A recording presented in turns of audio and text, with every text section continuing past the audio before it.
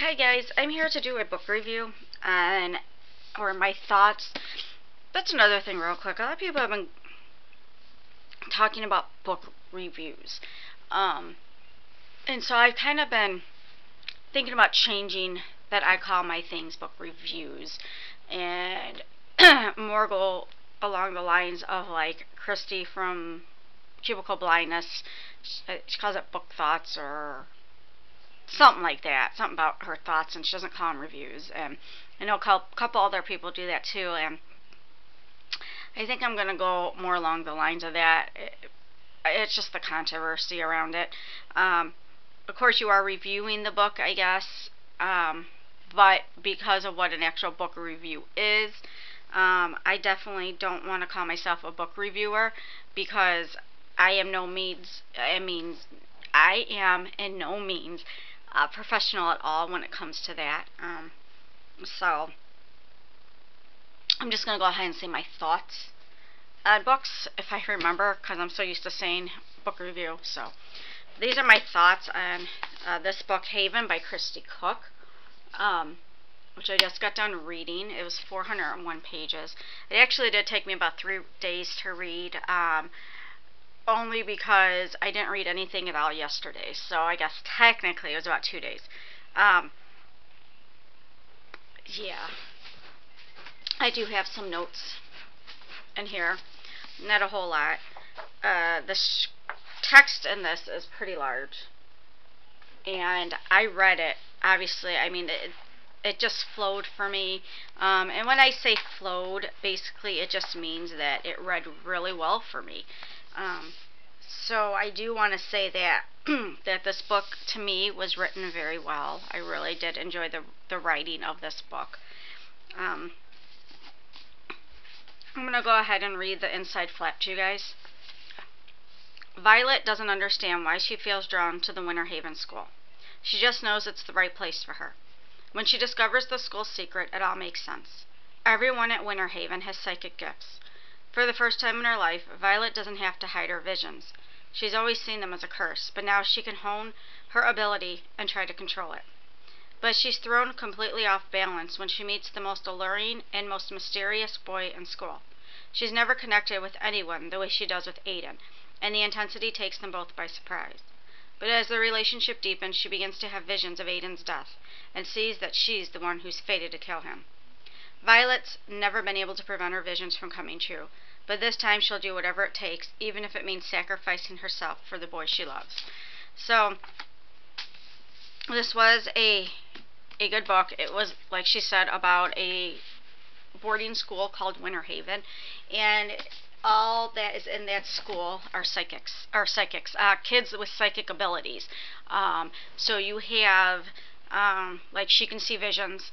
You have a girl that can astral project herself. Excuse me. You have another girl that just by touching you can sense if anything's wrong with you. Excuse me. You have mind readers. You actually have shapeshifters in here, but they're not shapeshifters in the sense that we know them. They kind of, from how they described it, just make themselves more of like a blur.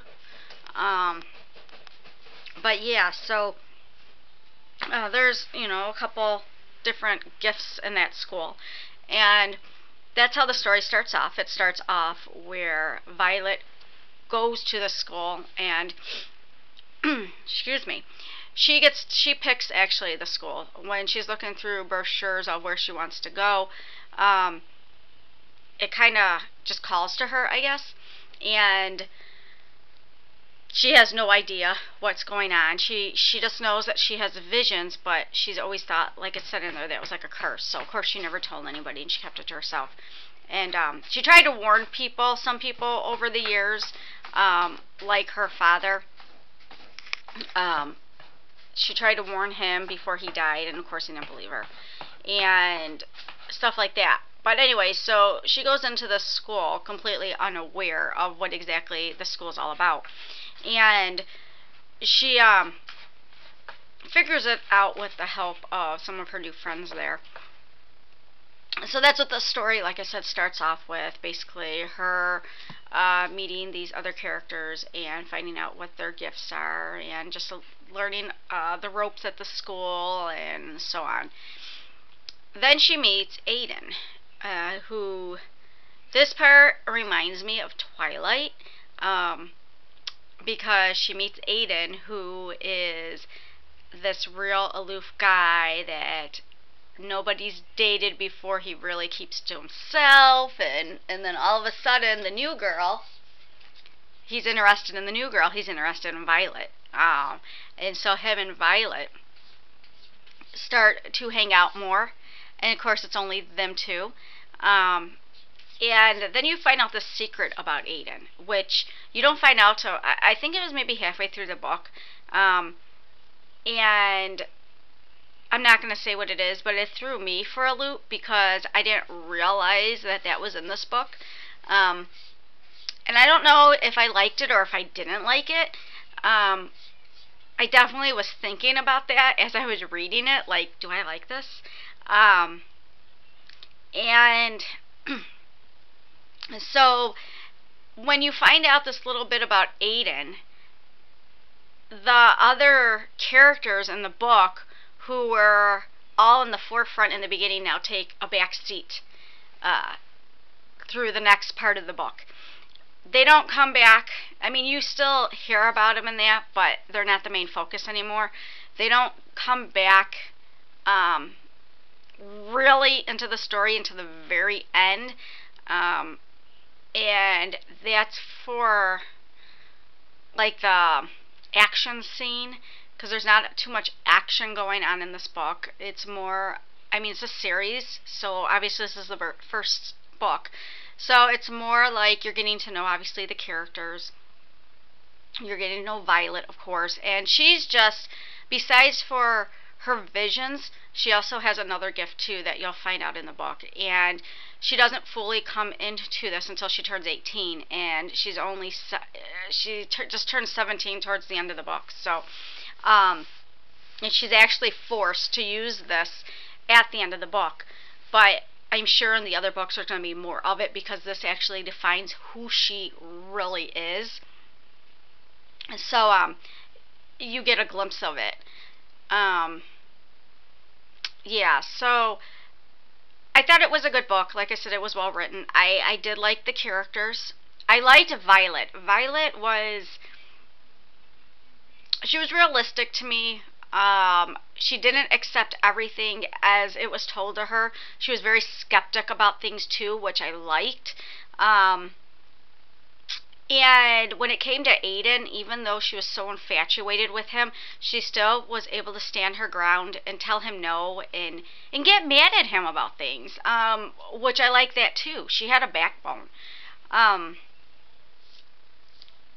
Aiden, to me, was the dreamy boy. I enjoyed him for that. And the scenes between him and Violet,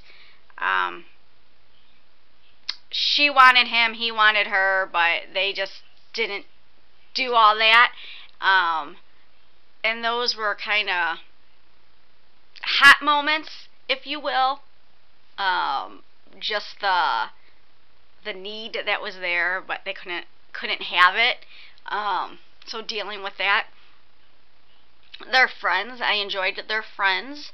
There is another girl in here that you kind of see in the book in certain spots. You're really not introduced to her. And then at the end of the book, you find out a little bit more about her too, which I thought was interesting. And yeah, I liked that. So, but I'm still kind of thrown about Aiden and this new girl being in the mix of this story. Wondering where the story's going to go to. So, I enjoyed it. I know Braden from Tap and Tigger told me good luck on it because he heard that it was horrible or something. I found it horrible, not at all horrible. Like I said, I actually liked it. Excuse me. Yeah, definitely can't wait to read the next book. I don't know what I would rate it. I really don't know. Because there were some things that I was like, about, especially the certain things that remind me of Twilight, because I just felt like it was copying, and in those moments, I didn't feel like it was being too original. But then in other spots, I did. So, yeah, I would definitely give it a read, though. I do recommend it, giving it a read. So, right now, I am going to read, it's a true story, true crime, and it's John Wayne Gacy, who I was trying to remember last time, and of course I cannot believe that slipped my brain. But yeah, so that's what I'm reading next. March 1st is Tuesday, and for my book club that I'm in, on Goodreads, I'm reading After. I believe that one's the first book for the club. So yeah, so I should finish this by then because I got 2.5 days, something like that. So, but that's it. I know I'm doing a lot of this and a lot of and yeah, I still have a headache and it just really sucks because I need it to go away. Alright, I'll talk to you guys later. Bye.